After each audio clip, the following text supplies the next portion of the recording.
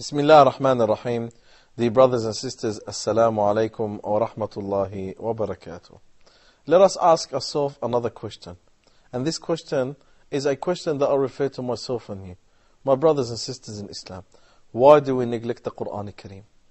Why do we neglect this book of Allah?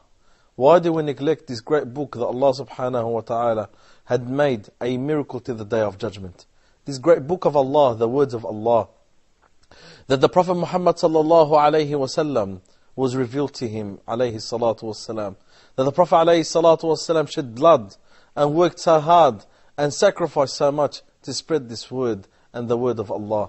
The Prophet alayhi salatu wasalam, he says, whomever wants Allah subhanahu wa ta'ala to address them, then let them read the Quran al-Kareem. What a beautiful thing to know that when you read the Quran al-Kareem, Allah subhanahu wa ta'ala is addressing you. What a beautiful moment to know that you're in a gathering in which Allah subhanahu wa ta'ala is addressing you. My brothers and sisters, why do we neglect the Quran al-Kareem? The Quran al-Kareem is our way of life. How could we neglect our way of life? How could we neglect our way of success? How could we neglect our way of happiness? We look at this time and era, and we look at the state of the Muslims. The state, this devastating state that many Muslims go through and live in. It is because the Quran is neglected. But once we turn back to the Quran, once we live the Quran, once we act upon what's in the Quran, then we live a successful and a victorious and a happy life as our predecessors were. We neglect the Quran al-Kareem by not reading the Quran al-Kareem. Every single day of my life, I must have something of the Quran al-Kareem in my life. I must read something from the Quran al-Kareem every single day. Even if it's one line, even if it's half a line, even if it's one page. We should not neglect the Quran al-Kareem. We should not let a day that goes past our life that I did not read the Quran al-Kareem. Some people think that when they want to read the Quran al-Kareem, they must read a whole juz'ah, a whole chapter, or half a chapter. No, you could even read one page. You could even read half a page. You could even read one line. But make sure that no day that goes past your life and you did not read one line or something from the Quran al-Kareem. This is the life of the believer. The believer is so attached to the Quran al-Kareem because the Quran is their way of life, and it is hablullah al-mateen, as the Prophet Muhammad sallallahu alaihi wasallam mentioned.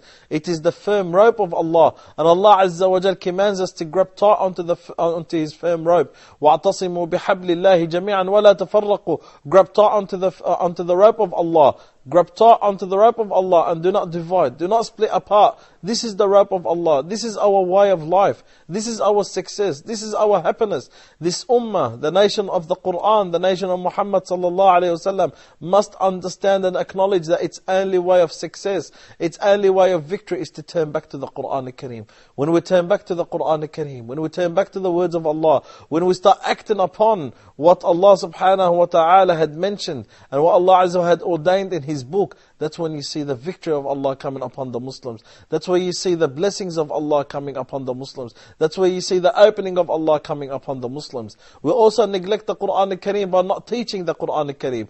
The Prophet Muhammad sallallahu alayhi wa sallam, he says, خَيْرُكُمْ مَنْ تَعَلَّمَ الْقُرْآنَ وَعَلَّمَ. The best of you are those who learn the Quran and teach the Quran to others. And mainly we neglect teaching the Quran al-Kareem to our children.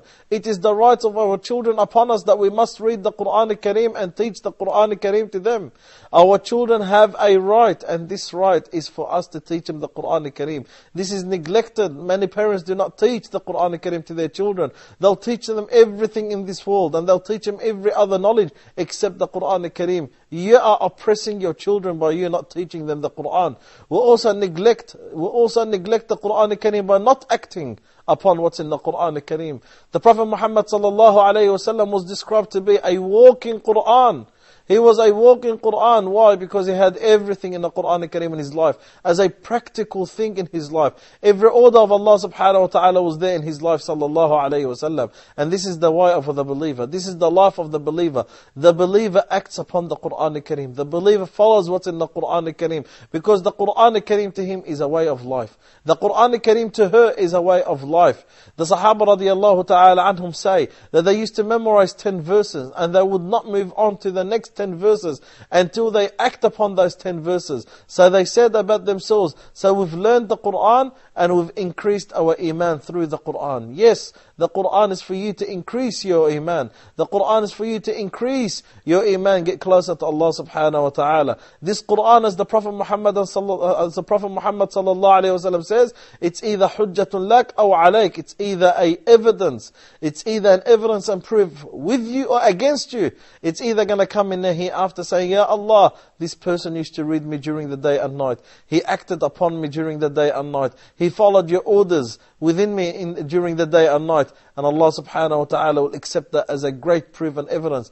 Or it will come against you, saying, this person never opened me, Ya Allah. This person never read me, Ya Allah. This person never acted upon what's been mentioned in me, Ya Allah. It's either a proof with you or against you. Allah subhanahu wa ta'ala, He says in the Quran Kareem, about those who neglected the Quran Kareem, the Quran will say, Ya Allah, they had taken me as an isolated thing. The people had isolated me. They isolated me by not reading me, by not acting upon me, by not teaching others of me. The Muslim does not neglect the Quran, because the whole life of the Muslim is around the Quran. So my brother and my sister, why do you neglect the Quran? The Quran is your life. The Quran is your life. The Quran is your happiness. The Quran is your path. The Quran is your success. You wonder why that sometimes life is not the best. You wonder why things are not going well in your life. Maybe there's something missing. And that thing that's missing is the Quran Kareem. The Prophet Muhammad sallallahu alayhi wa sallam, he said, whoever wants Allah to speak to them, whoever wants Allah Azza wa Jalla to address them, then let them read the Quran Kareem. Read the Quran Kareem. Do not let one day go past your life without reciting something from the Quran Kareem. Even if it's one line from the Quran Kareem.